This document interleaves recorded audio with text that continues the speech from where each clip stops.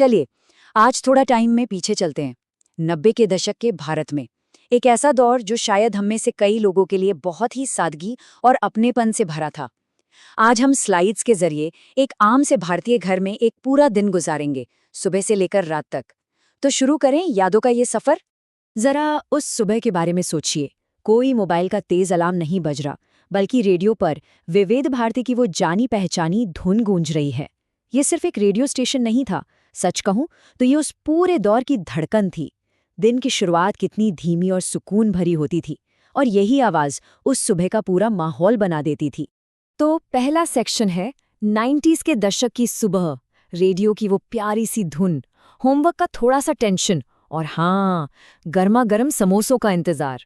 दिन की शुरुआत कुछ इसी मिक्सचर के साथ होती थी। और दिन की पहली बातचीत वो भी एक डील से शुरू होती है। बच्चों को चाहिए समोसे और पापा की एक ही शर्त है, बेटा पहले होमवर्क खत्म करो। ये प्यार और अनुशासन का एक परफेक्ट कॉम्बिनेशन था, है ना? मतलब वादा तो कर दिया है, लेकिन पहले अपनी जिम्मेदारी पूरी करनी होगी। सेक्शन 2, छोटी सी लड़ाई। भाई, जहां भाई बहन हो वहां शांति ज्यादा देर कहाँ टिकती है। घर का माहौल बहुत जल्दी एक छोटी सी पर बहुत ही सीरियस लड़ाई में बदल गया, और वजह सिर्फ एक पेंसिल। बचपन में ना छोटी छोटी चीजों की वैल्यू ही कुछ और हुआ करती थी। भाई बहन की लड़ाई का लॉजिक भी एकदम अलग ही होता है। किसी और के लिए ये बस एक मामूली सी पेंसिल होगी, लेकिन उन दोनों के लिए ये हक की लड़ाई थी। एक कह रहा है ये मेरा है, तो दूसरा कह रहा है नहीं, पहले मैं यूज कर रहा था। ये तो लगभग हर घर की कहानी थी, सही कहा ना? और फिर जैसा कि अक्सर होता है, बात सिर्फ जुबानी जंग तक नहीं रहती। पेंसिल छिपाने से जो झगड़ा शुरू हुआ था, वो अब टी शर्ट खींचने तक पहुंच गया था।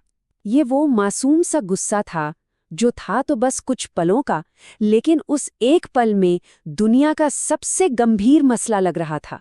सेक्शन 3, डांट और दुलार। और फिर होती है घर की असली बॉस की एंट्री, यानी माँ की। और उनका आना सिर्फ लड़ाई को रोकने के लिए नहीं था, बल्कि एक बहुत जरूरी सबक सिखाने के लिए था। माँ के शब्द बहुत सीधे और असरदार थे। उन्होंने ये नहीं पूछा कि किसने शुरू किया या किसकी गलती थी। नहीं, उन्होंने सीधा उनके बर्ताव पर सवाल उठाया।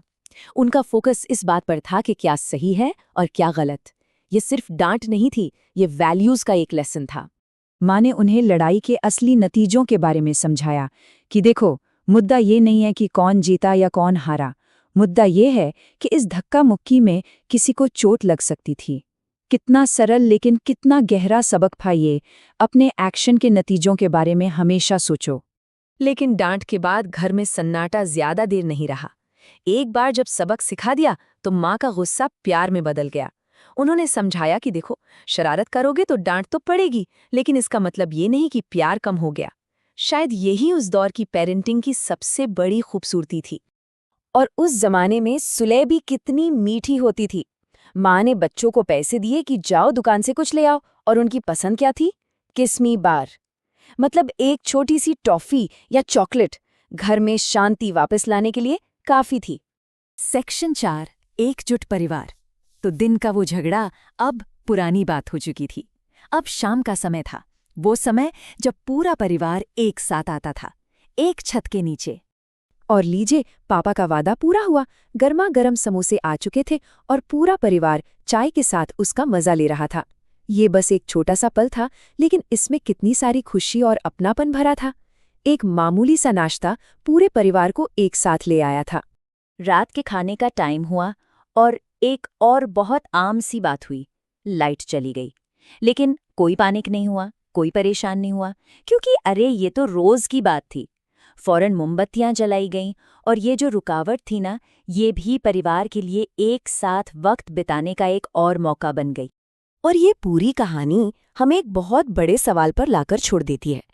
ये जो एक दिन हमने देखा, छोटी छोटी खुशियां, छोटे मोटे झगड़े और परिवार का वो मजबूत बंधन, क्या आज की इस भाग दौड़ वाली टेक्नोलॉजी से भरी दुनिया में उस सादगी को वापस पाना मुमकिन है?